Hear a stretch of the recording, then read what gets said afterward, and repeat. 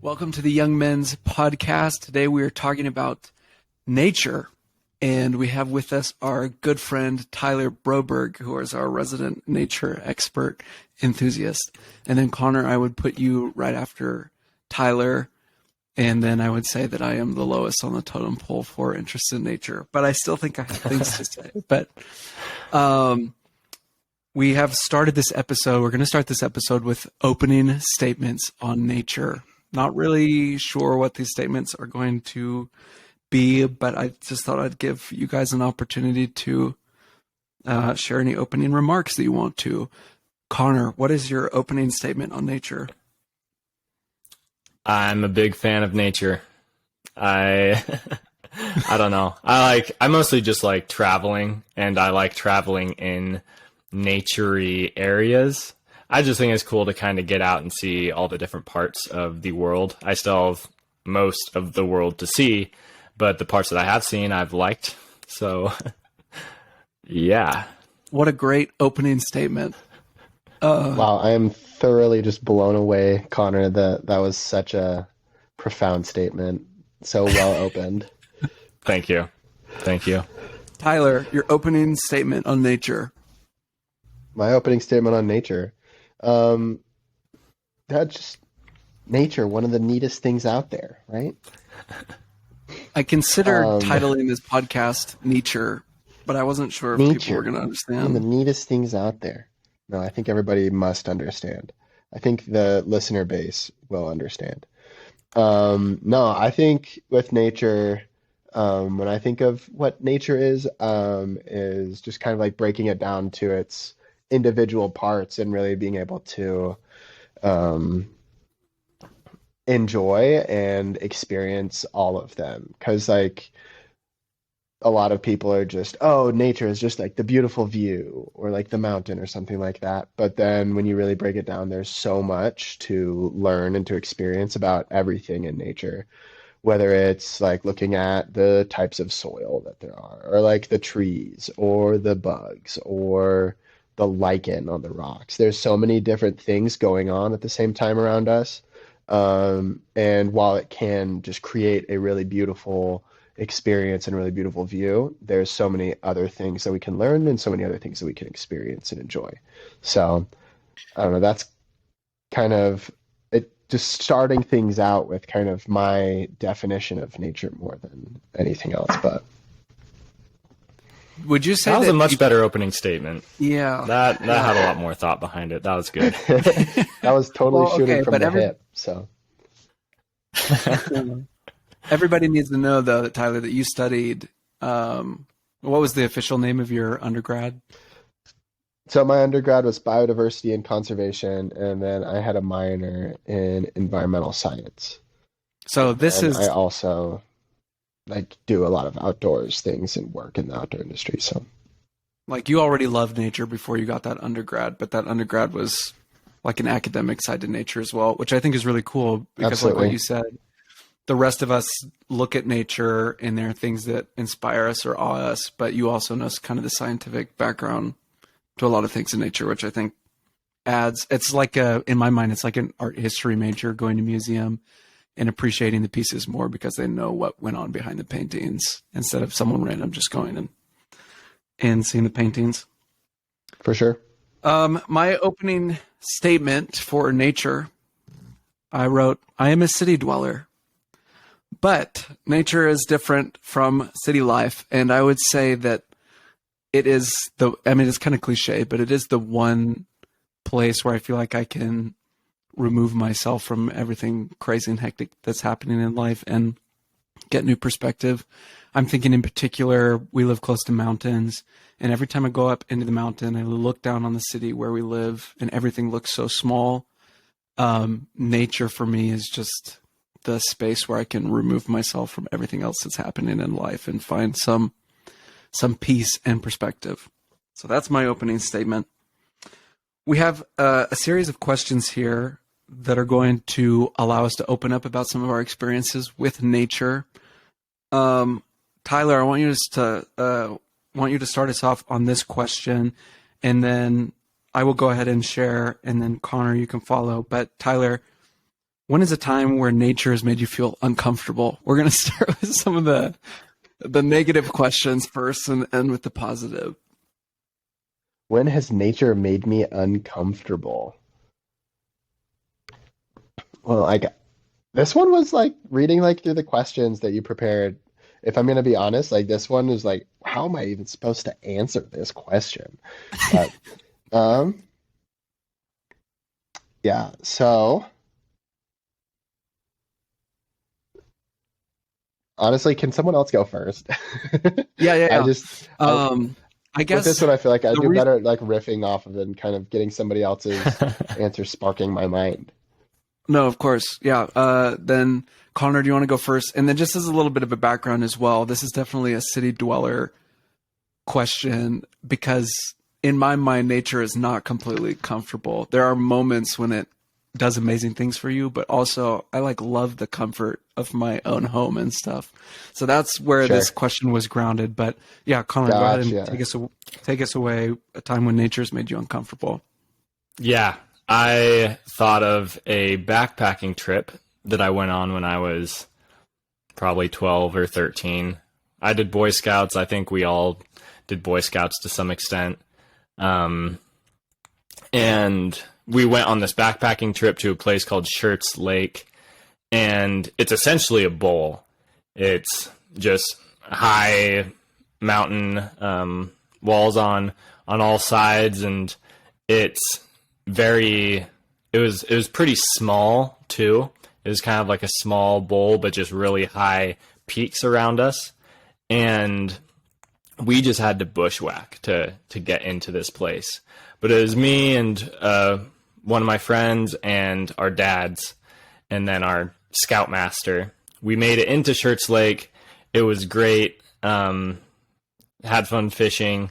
We decided that we were going to build our own,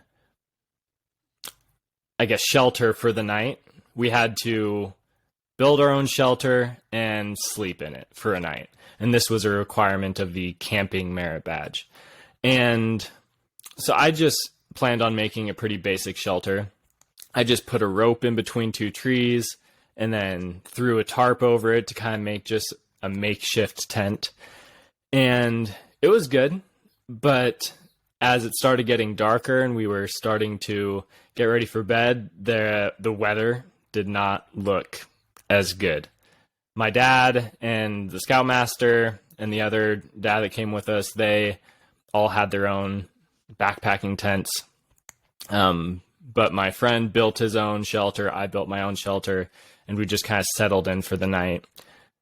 In the middle of the night, a huge storm just broke, and we were just getting poured on.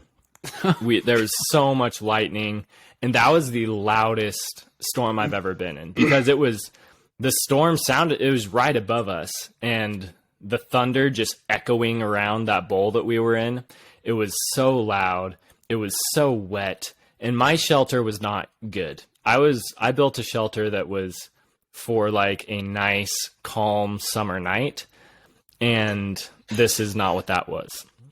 And so I was just shivering the whole night. I was wet, and the tarp did a little bit. It kept me decently dry, but I mean, you can only keep out so much of the rain when you don't have doors, and it was awful. And the next morning, we all woke up, and my dad was amazed that I even stayed in my tarp. He thought I was gonna go into his tent some point during the night, but I didn't, because I think I was too proud for that. But it was just a very uncomfortable night, and that's kind of how I interpreted this question. That's one of those situations where the adults are thinking before, I'm sure, like, this is going to be such a great experience. Like, we're going to teach these kids some lessons. And then everyone's like, that was just the worst experience ever. Oh, they're going to go through it.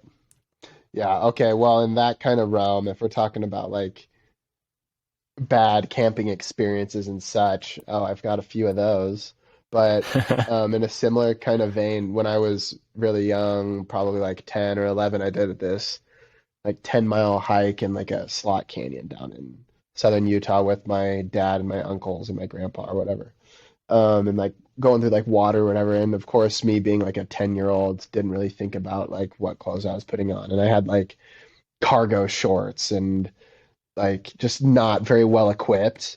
And we're like going through rivers and stuff like that. And I just remember getting so unbelievably chafy. Just like halfway through, I'm just like gorilla walking all the way through like the rest of the hike. I have to like take my uncle's shirt, put that on, and just like not wearing any pants, Wait, just what do my you uncle's mean? like oversized What do you mean shirt. put your uncle's shirt on when you're chafing? Like took off my clothes and put my uncle's shirt on and just wore that so I could take off my shorts. As like a So I'm just like loincloth? walking around in my no, like as like a dress Yeah, I think it was just such a big shirt that it that just covered covers the. everything for modesty's sake. Yeah. And then like that was I just remember that being so uncomfortable and just like so terrible. Um After like it had been so much fun, like going through like jumping off these little waterfalls into the river and like swimming through sections and just going through the saw canyons, but then that being so uncomfortable. And then on top of it, we got lost partway through and had to just like scramble out of this really steep sandstone like edge. There's like this little like hill, just like scramble up it, and there was all of these little sandstone nodules that would just flake off, and it was felt so. I just remember feeling so insecure and like scared about it, but made it out eventually. But the combination of chafiness and exposure was bad for 10-year-old Tyler. I'll just tell you that much. That sounds really unpleasant. That sounds Yeah, super terrible. bad. That's kind of the worst feelings when you're like in nature and you're far away from home and other comforts and uncomfortable things like that happen. And you're like, well, I can't do anything about it, so I guess I'll just endure. Um, my uncomfortable story was a summertime in the Cascade Mountains when we were also doing a backpacking trip, but it was like mosquito season, and we were in this terrible place with mosquitoes. And we were camping around this little inland lake. I don't know why we were setting up our tent around the water because that's where all of the mosquitoes were. So we were there for like 3 days. Literally everyone was just in their tents for every single second of that day. No one wanted to go outside. It was so bad. The swarms of mosquitoes were so bad. People put on repellent. It lasted for like 2 minutes, and then mosquitoes broke through the barrier and attacked people's faces. So everyone was like wearing hair nets. Everyone was getting super irritated and OCD about tent closure. Like, don't leave a crack open. I do not want a mosquito in here to spawn. But the problem was because it was a 3-day trip, you have to use the bathroom.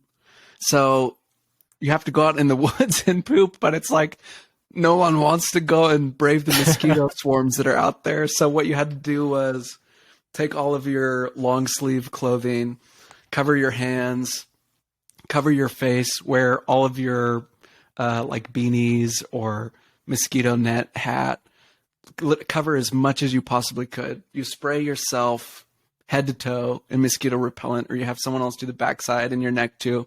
And then you take a can with you of mosquito repellent in one hand, and you take toilet paper and the shovel in the other hand. And then once you wandered out into the wilderness far away, you found a little spot, and it was just like a matter of speed and time.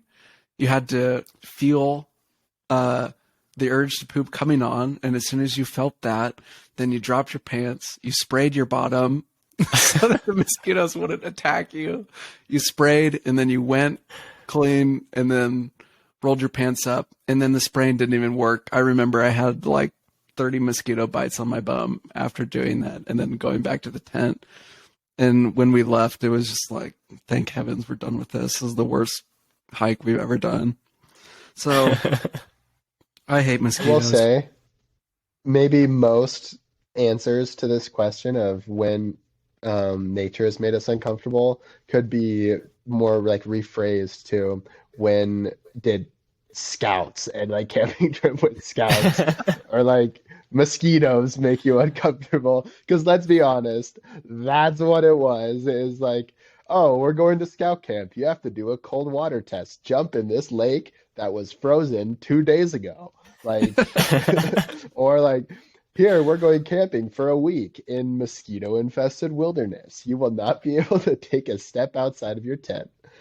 Those leaders were I think, so patient as well. I'm just trying to, they didn't want to be there either. And a lot of them weren't like avid outdoor people, but they took us anyways and they just suffered with us. And yeah, I bet they were hating absolutely. life too. In fact, I Oh, remember I'm a sure. couple of my scout leaders breaking down, not wanting to be there.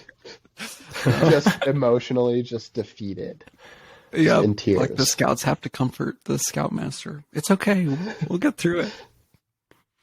Okay, well, let's move on to a happier question then. A time when nature excited you. I'll go ahead and go first, and then Connor, you can go next, and then we'll finish with Tyler. But nature's not all evil. And I remember in the Pacific Northwest, when we were in the Cascade Mountains, we would do mountain biking trips a lot. And there was this one trail that we went on that was the Mackenzie River Trail, and it cut through this forest and followed the river. But I remember there were tree roots that were coming up along the trail, and there were rocks. And then the trail is kind of a wet trail. It's not like Utah where the trails are really dry, so there's a lot of traction for your tires. But very technical sort of mountain biking. But you're just surrounded by dark green trees and thick undergrowth, and you're just lost in the woods. And the smell, the colors, and then mountain biking on top of that, these really cool trails is probably one of the more exciting encounters that I've had with nature and mountain biking. Still, I wish I did it more, but it's still one of my favorite outdoor experiences, the way that it connects you with the exciting parts of nature. So that's my answer. Connor, what's yours? Mine is snorkeling. I've I love the ocean, and I think the fish in it are really cool. I mean, my favorite movie growing up was Finding Nemo, and so I've gotten to snorkel in Cancun and Maui, and just being able to see a completely different world underwater and all the colorful fish and eels and sea turtles. That is just amazing. It's super exciting for me just because it's, I mean, it's beautiful, and there's just so much that's unknown about the ocean. There's also like a very intriguing part of it too. But that's always an exciting thing for me. That is truly. I've never done snorkeling. I have scuba certification, but I haven't really done open water dives like Nice. that, and that sounds incredible. This brings up the question, Snorkeling is though. I was so talking much to a friend fun. about this. Yeah, this brings up a question though that a friend and I were talking about. Would you guys be brave enough to do diving with sharks? First, to do the cage diving, but then to actually swim with sharks outside the cage. I did open water shark diving What? this Christmas When? break. I did. Yeah. Christmas break, my family went to Hawaii for Christmas break, and that was very fun. But we did like a shark tour, where they like drive out and they've got like they know where all the sharks hang out and stuff in like the deep ocean. And so we just like jumped out of the boat and you just like hang on to the side of the boat and you can like dive down and get kind of close to the sharks. There wasn't that many, but I got probably like 20 feet from a shark. That was really These cool. these are Honestly, sharks like that are really, not really amazing. these are sharks that are not attacking humans normally, right? Like this is not a No, sharks like almost never attack humans. that's Like it's like actually like a real thing. Like sharks are like grossly misrepresented in like media and stuff. Like where they're like yeah, like they are predators and stuff like that, but for the most part they almost never have like predatory attacks except in like very specific situations. So for the most part and with a lot of shark species, you're going to be totally fine. And the sharks that we were with were super non-aggressive, and on the smaller end of sharks, so it wouldn't have been super crazy. But if we had seen like a great white or something like that, we would have stayed there. But we didn't see a great white. We just like saw like Galapagos sharks, saw sandbar sharks. That was pretty much it, I think. But yeah, that's really cool. were you Highly allowed to recommend it. touch them as they swam by? They didn't get that close. If they got that Hmm. close, we were told to like put like fins forward like towards them. So like if they like do come up and or like do like a inquisitive like nibble or something, it's going to be on the rubber fins, and then that way you can kind of like keep An them at arm's distance inquisitive too. But nibble. yeah, Just but like, it's not like you he's get in got the my water foot in next to his a mouth. shark I and think it. he's curious. It's not like you get in the water with a shark and it's like I'm going to eat you right now and just Yeah. jaws, Yeah. you know. So, Well, but I highly that recommend sounds like, doing it. yeah. Get the courage to do it. It's going to be a good life experience for you.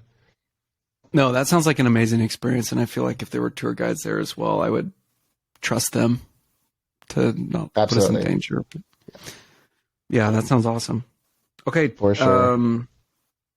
Tyler, what's your answer? Was that your answer, or do you have a different I exciting have a nature different thing? answer. Um, I've got an uncle that will just like randomly call me up and be like, "Hey, I've got this crazy trip planned or whatever. I'm coming out to southern Utah and I want to bike out to this arch and then rappel our bikes off this arch. Do you want to come with me?" And I'm like, "Okay, yeah, let's do it." So, um, I remember like this one specific, the biking one. We like parked our bikes at the base of Wilson Arch and then did like a 15-mile bike loop going up like the interstate and then back up and on some like dirt roads and like made our way to the top of this arch in southern Utah. And then we got out onto the point overlooking this arch, tied in, and then like tied ropes to bikes and then lowered the bikes off of the arch to one of us that was had already rappelled down and was waiting down there. And then from there, then we rappelled down. But that was just a really kind of crazy, wild situation that I never thought that I would get into, like the combination of like mountain biking and canyoneering all together. But that was a pretty exciting and crazy and interesting experience. Yeah, way to one up my mountain biking experience. Jeez. Sorry, Josh.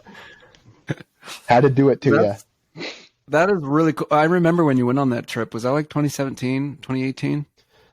Yeah, I think it was like 2018. Yeah, I remember you talking about that and just being really jealous because that sounded like a once in a lifetime sort of experience. Yeah, it Rappelling was super bikes fun. off of an I know, arch. right? That's crazy. Super wacky. All right. We're going to move on to the next question. Time when nature surprised you. Connor, this is your question that you thought of. How about you take it away? Yeah, one time I was kind of surprised by nature was when I went on a trip with my family to Wallowa Lake in Oregon. And I wasn't, I mean, I was excited for the trip, but I'd broken my leg earlier that summer, so I didn't actually get to do most of the fun things my I didn't family know did you on broke that your trip. leg. How did you break your leg? I crashed a dirt bike Oh, that I wasn't supposed to be riding. oh Yeah. wow. This Nice. was when I was 11, so it wasn't a great time. I also missed a basketball season because of it, so I guess that's why you should always listen to your parents. But so I was on crutches for this trip, and we just rented a cabin, and the deer there are not afraid of humans, which I understand is not a good thing. They're supposed to have like a healthy fear of humans just for their own safety. But we got there and the deer just walked up to us and they were looking for food. And so they'd like try to lick us and we just kind of used it as an opportunity to just pet the deer. And we never fed them, but it was just surprising that something that is usually so skittish around humans was not at all there. So it was kind of a cool opportunity to get to see deer just right in front of you, and but it was, yeah, it was a surprise. That is so funny that that is your story. My story for this question is literally petting a deer as well. But mine, I don't know what your deer looked like, but mine was emaciated, and it was only coming. It was only coming into the camp because it hadn't gotten food in a long time, and I had the feeling, maybe this is just in retrospect, me being dramatic, taking some creative license with the story, but it was so emaciated that I was like, if this deer had sharp teeth, it would eat me right now, and it would try and kill me because it just hadn't eaten in so long. Tyler, residential environmental expert, do deer carry lots of diseases? Yeah, deer can carry diseases.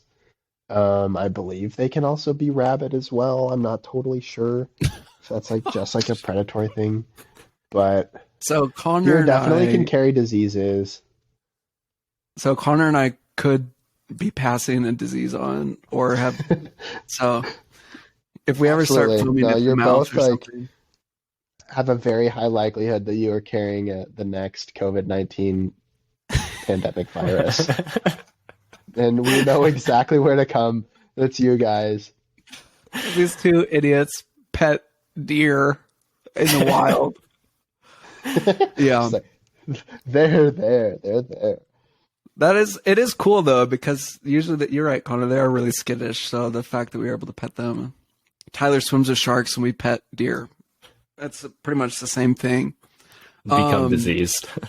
Become diseased. Tyler, what's a time when nature has surprised you?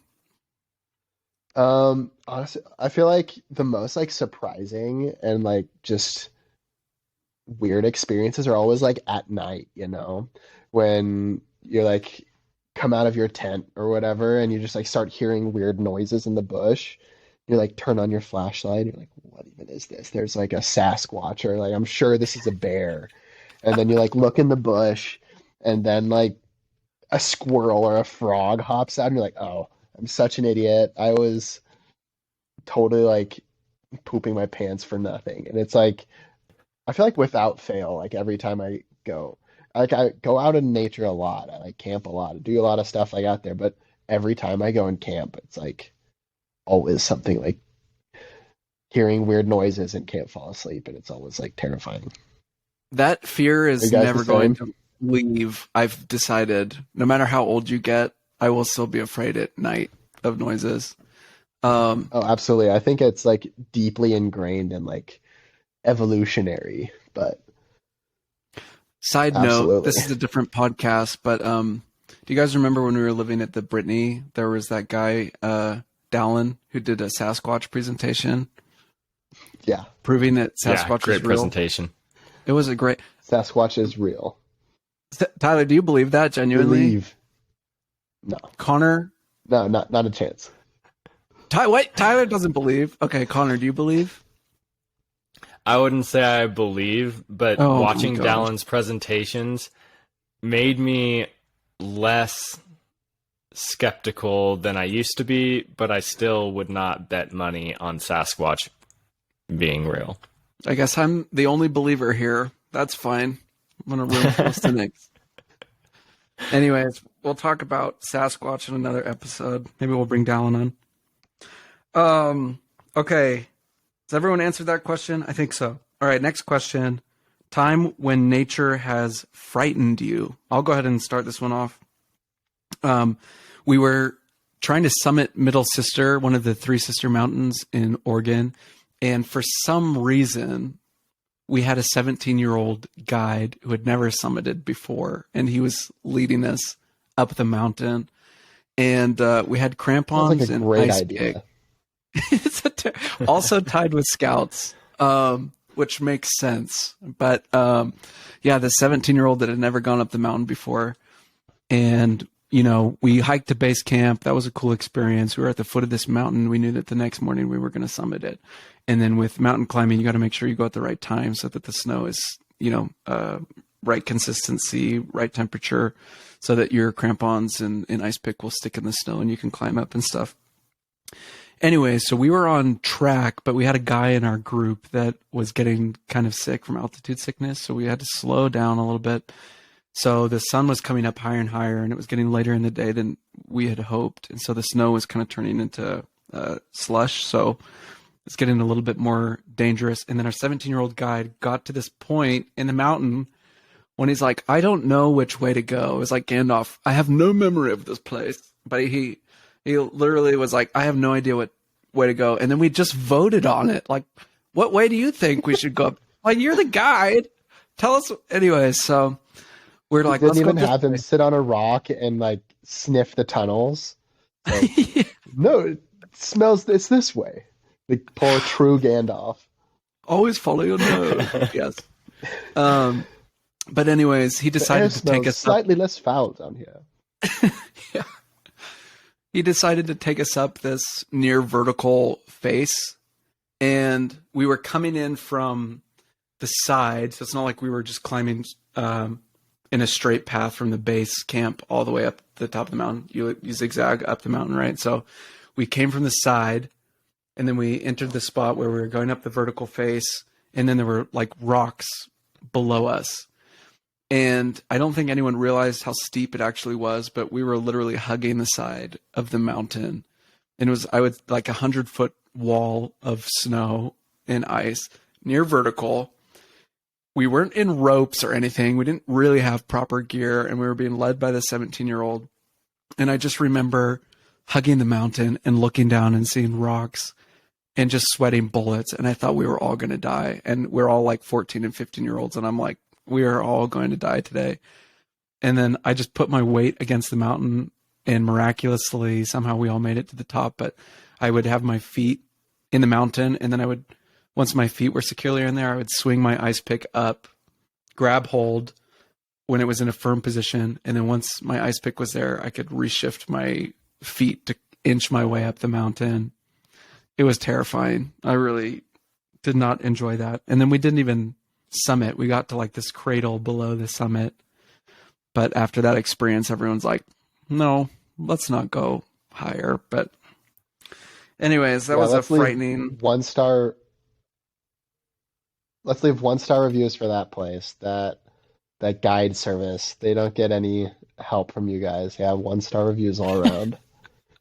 It wasn't even a guide service. It was just this scout that wanted to do it, I think. But it was a genuinely fun experience, except for that. And then glissading down the mountain, sliding down the mountain after, that was really fun. And the view from up there was amazing as well. But that was truly terrifying, where it felt like the mountain had all the power, and I was just this helpless little person on the side of the mountain. But Connor, a time when nature's frightened you.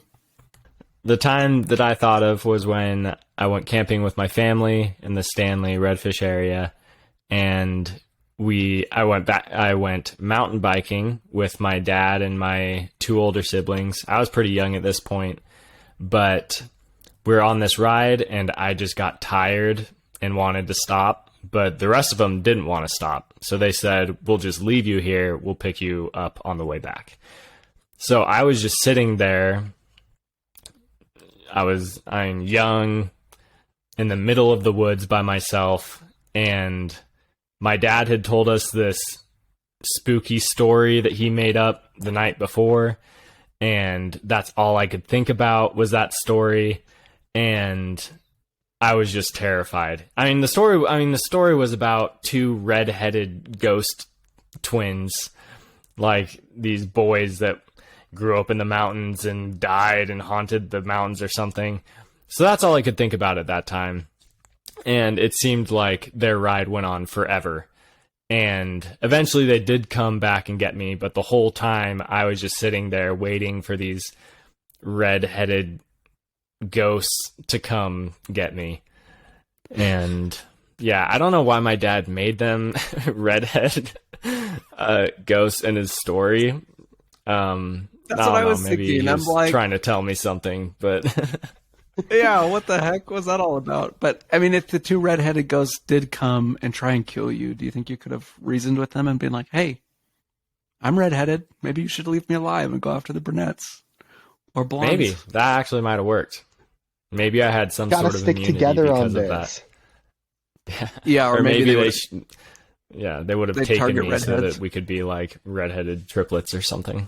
But Oh, gosh. Was this a daytime trip that you guys were on, or was it nighttime?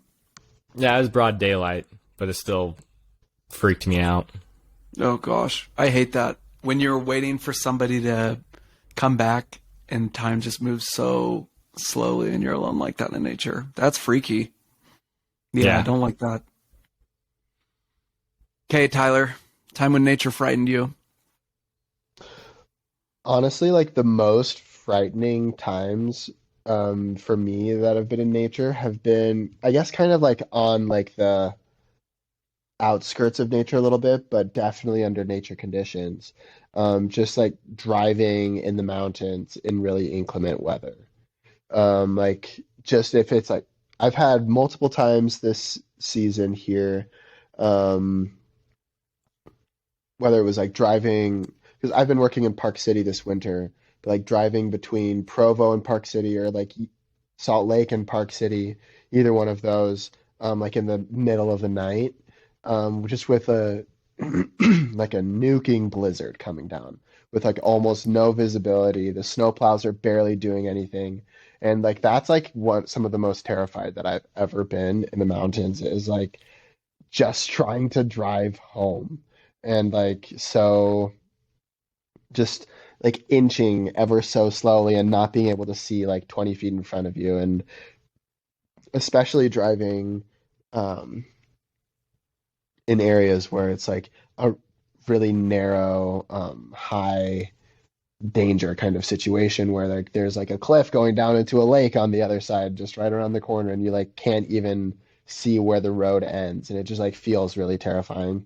Or I had another experience where it wasn't like coming down as bad, but there was ice on the road, and I remember going around a corner and feeling the car go sideways, like but like still like maintaining the turn the whole way around, but just like feeling the car spit like starting to spin out and then snap back in. Just like such a terrifying thing. And I don't know, I feel like that's like an underrated part of nature is like how it affects us like in our everyday life as well with like the weather and stuff like that. But just with all of the snow, especially that we've had here in Utah this year, has made for some really terrifying road conditions, especially. But That's really freaky, especially with the drop offs. My gosh, like what if yeah, your car actually slid off the cliff? I know, right? No It's one just would like find you. end up in Deer Creek and like bye kind of thing. Yeah. We should all start carrying flares in our cars. Actually, wait, Connor, you have flares in your cars. I don't have like I just have like a emergency light thing. It's not an Yeah. actual flare. That would be cool though. Gosh. Yeah, road conditions get really. Tyler, do you have a 4-wheel drive? Did that not really make a I have difference? I have all-wheel drive, and that does help, but my tires aren't super good.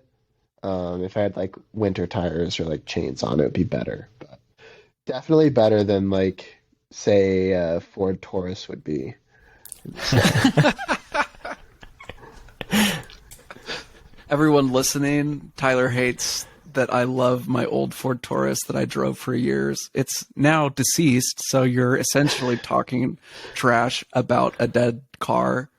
It was very close to me, which is very disrespectful, but that is the greatest car that I've ever owned, and no one can convince me otherwise.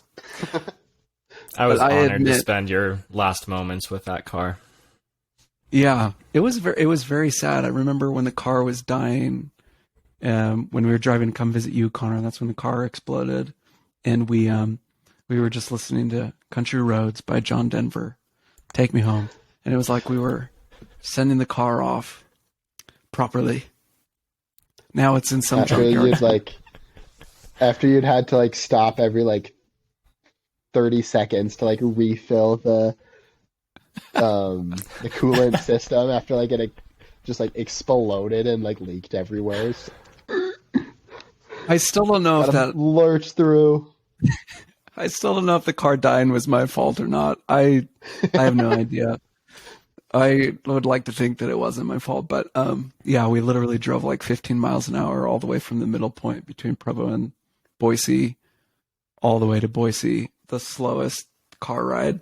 But Still pretty fun. Okay, let's get into some good. I mean, we initially created this episode because we wanted to talk about some great qualities about nature, times when nature has pulled through for us and helped us. So this next question, time when nature has healed you. I'll go ahead and start with this, and then Connor, you can answer next, and then Tyler will end with you. But for me, I would say that there's a series of experiences, but the most healing times in nature for me are always in the middle of a forest, in thick, thick snow, with tall trees around me. The snow is muffled every other sound, and there's just snow falling. There is no quieter place on earth in nature than a snowed-in forest, and to be separated from all other things, all other worries, ruminating thoughts, anxiety, and to just be in a silent forest, I think is one of the most peaceful, healing things in the world. And daytime is fun and beautiful, but nighttime as well. Just how the snow is so bright and it almost looks like daytime. You can walk around without really having to use a flashlight because the snow just reflects stars and moonlight. I just think is amazing. I will always love snow in the woods. And then I kind of have a favorite poem by Robert Frost, Stopping in the Woods on a Snowy Evening, that communicates those feelings really well, that peace and quiet and contemplative attitude that it puts me in. But that's my answer. You guys know what I'm talking about? Do you guys also feel like extreme peace in that environment? Absolutely. Yeah, I feel like kind of with that, especially like with snow, just the deadening effect that the giant soft flakes have, like on the whole world, when it's just like a super still night, no wind, and it's just these giant, soft, fluffy snowflakes coming down, and Ugh. you just like watching, like even like from your house, just like watching them falling around, um, like a stoplight or something, like a road, like a street light or something like that. Just watching it all come down slowly, and just how, like you were saying, it all just makes everything silent and still. It's a really cool experience that there really aren't very many other ways to do. So, Yeah, I think it's beautiful. Okay, Connor, time when nature has healed you. I think one of the most healing places in nature for me is the Oregon coast. I've been there many times just on family trips, but just the combination of kind of the cooler weather and the ocean and the beaches. We went there, it was, I think, almost 2 years ago, maybe, or 2 or 3 years ago. No, it was 2 years ago. We went to the Oregon coast on a family trip, and we rented this house in either Bandon or Seal Rock. And Abandoned. this house was just right kind of on this outcrop of rock, just kind of jutting out, and it had stairs that went down to the beach, but it just was kind of by itself and had this perfect vantage point of the ocean. It was right on the beach, well, above the beach, but I just remember we'd sit in this big sitting room that it had with these huge windows, and just we saw whales just swimming by out in the ocean. We saw seals, and then we just go down and walk on the beach. But just those moments when I'm walking along an Oregon beach and just kind of smelling the ocean air and feeling the breeze, that is honestly maybe the calmest that I ever feel. It just feels like every like wave of the ocean just like pulls more stress out of me and just makes me feel really calm and peaceful, and it's a very healing place for me. I love that answer, and especially because the Oregon coast, it's not like California coasts that are really packed and crowded because of the warm weather. Like generally the Oregon coast is a little bit more chilly, breezy. It's rainy a lot. So it's kind of empty, but you can just stroll along the beach, and I agree with you. It's some of the most calming and relaxing sounds, smells, environment that you could find. I feel very lucky that I grew up near to that. I wasn't that far away. So I think that's a great answer. Yeah, that's Tyler, awesome. time when nature has healed you. Yeah, so I guess for me, the first one that I thought of it was about a year ago actually, right when I was graduating from BYU. Um, Madeline and I went down to southern Utah for like a weekend trip, did like 3 or 4 days, kind of went up through like pretty like three of the five national parks, going like Zion's all the way up through like to Capitol Reef and then up. But I remember just basically just trying to pack as much in as we could, camping in really, really beautiful locations and just seeing so much of Utah, that it had been so long for me to see. Some like background with this, like the last year or so of college, I had like really kind of like sank into like a really like anxious and depressed place and was not doing very well emotionally. Um, and so that was like really, really tough for me, coming into that. But then being able to just drop everything and get out there for a few days and really, just immerse myself in nature and go on some really beautiful hikes, see some of the most beautiful and just awe-inspiring places on like the planet, with just these massive like canyons and rock formations and just I remember coming off of that trip and just feeling like, oh my goodness, this what have like I've been missing so much of this, in my life. I haven't been doing this as much as I like know I should for my own self, and just feeling so refreshed and just having like that recommitment there, to be like, okay, I need to do this way more, and like this is something that like is so good for my life and something that what like changes everything for me. I don't know. I just remember having those feelings and those thoughts coming out of that trip, and being like really uh, significant moment for me. So Those moments really do put life into perspective as well, where, yeah, just being able to take a step away from everything in normal life that causes you stress and anxiety and just pull yourself away from it and just be still for a second, I think is amazing. Did you have a favorite national park that you visited out of those? we spent the most time in Zion's and Capitol Reef. And honestly, Capitol Reef was, I haven't spent a whole lot of time in Capitol Reef otherwise, but Capitol Reef was really cool. Um, it's a lot more of kind of like a backcountry, um, backcountry national park where it's a huge national park and covers a lot of ground, but it is a lot less accessible than Zion's is, where Zion's has that one main canyon where you can ride the shuttle all the way up and just walk off and go and do some hikes. Capitol Reef does take a little bit more investment, like getting out into it. But Capitol Reef was really, really cool. Just being able to like, kind of get into that kind of realm and, see a lot of cool stuff, and then also just learning about more what potential there is there. So, and also there's a little place, I think it's called Fruta, where you can just get little pies, and that's prime.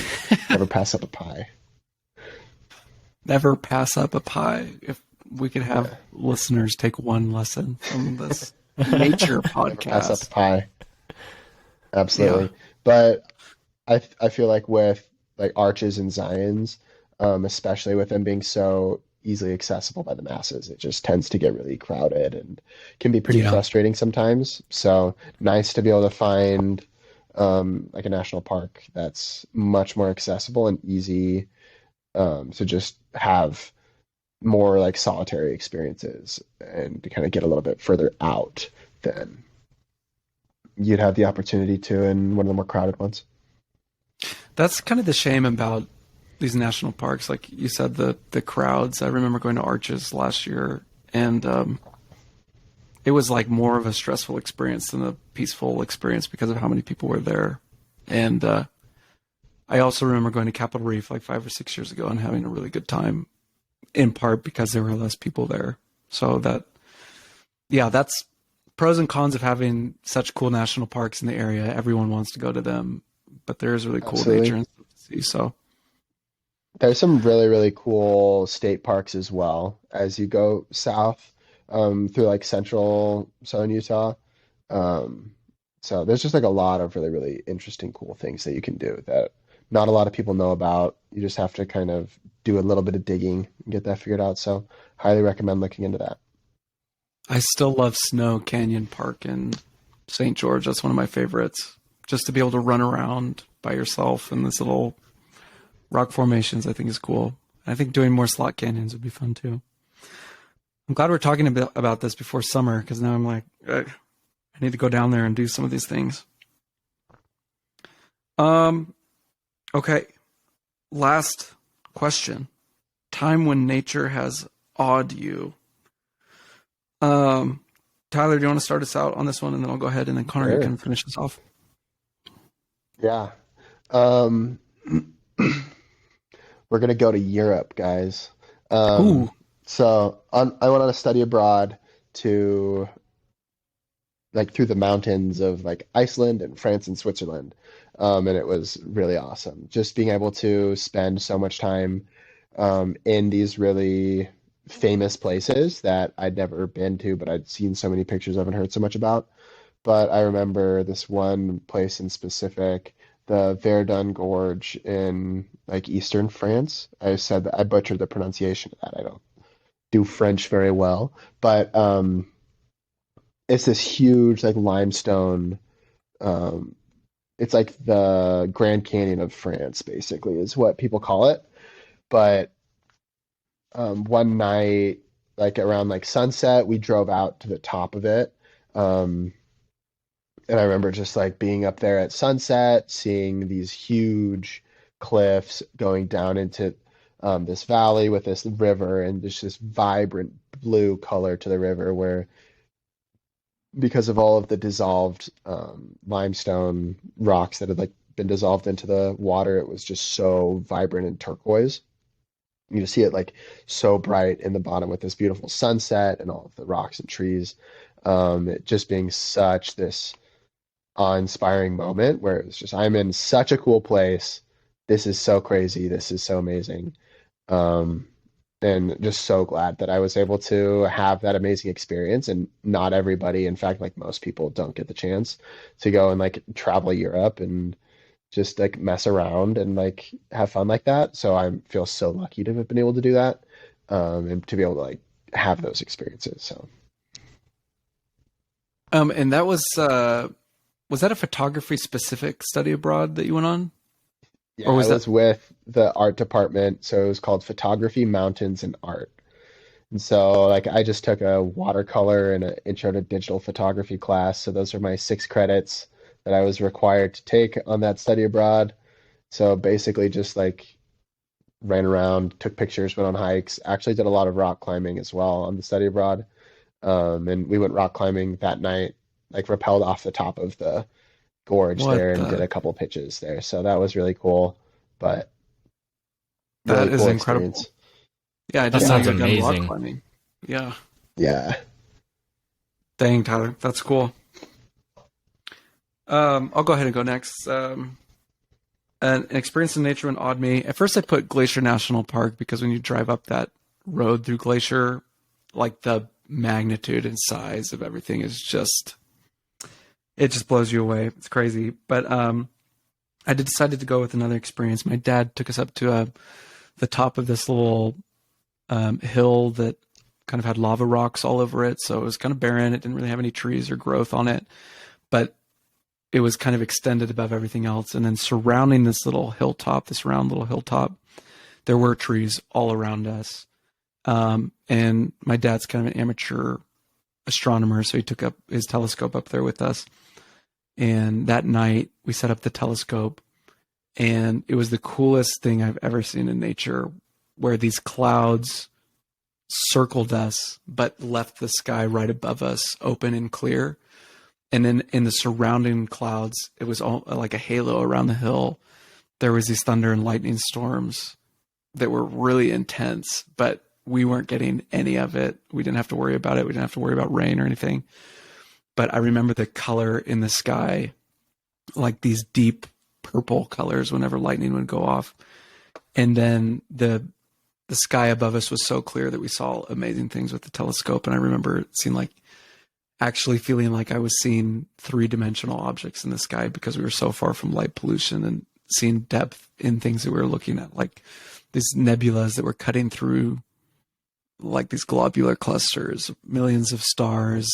I just thought it was really amazing. And then on that same trip, there was a guy there that had a sun telescope where you're able to look through the telescope and see the sun without being worried about going blind, and to see like the sun in detail, like the flares coming off. And it was just one of the most amazing experiences, the thunder and lightning, and then being able to see the sun. I think that was more of a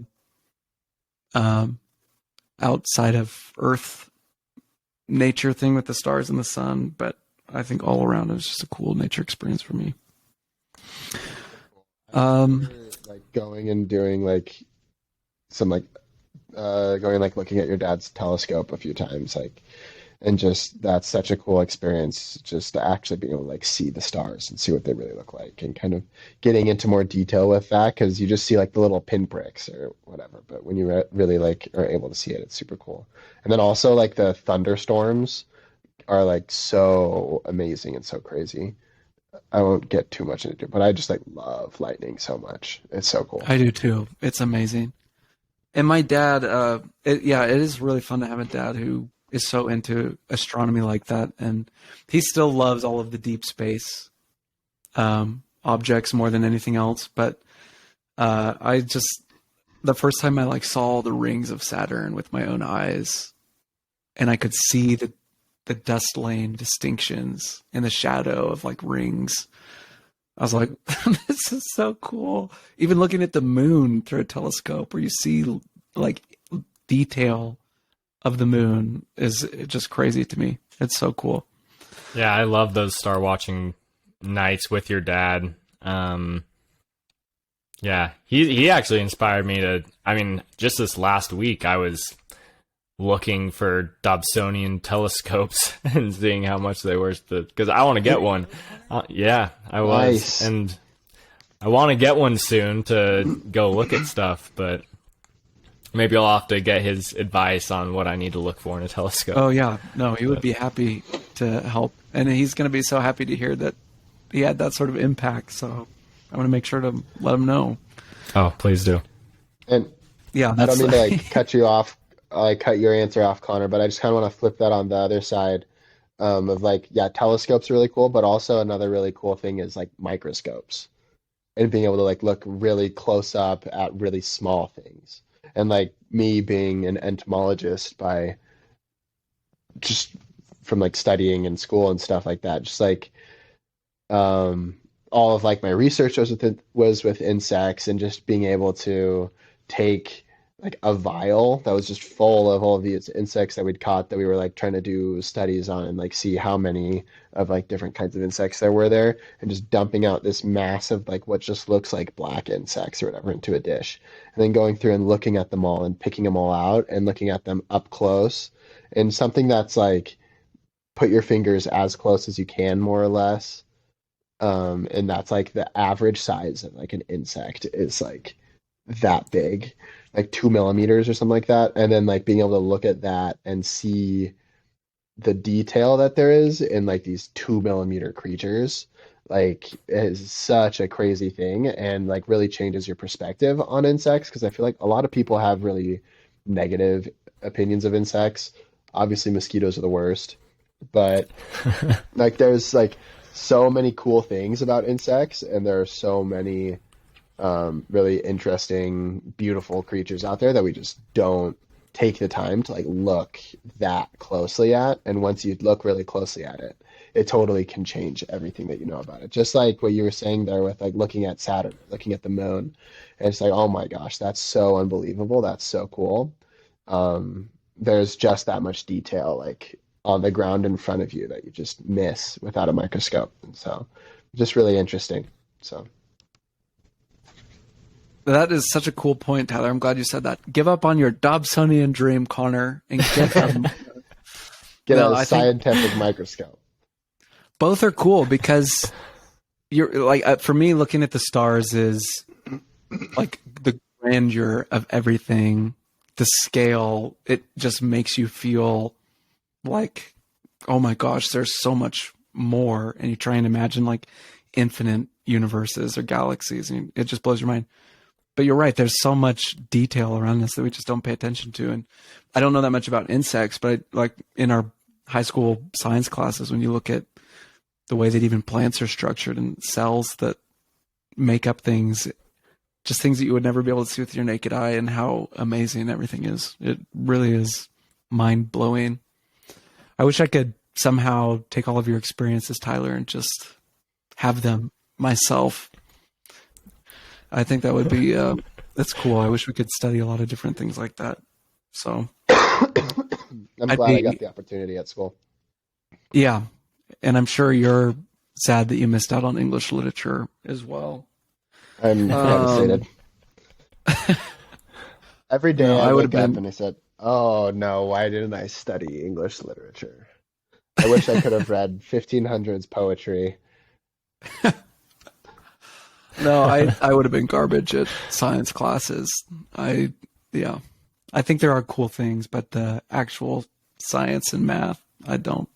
That's not my forte. But okay, Connor, the finale answer of Time When Nature Awed You.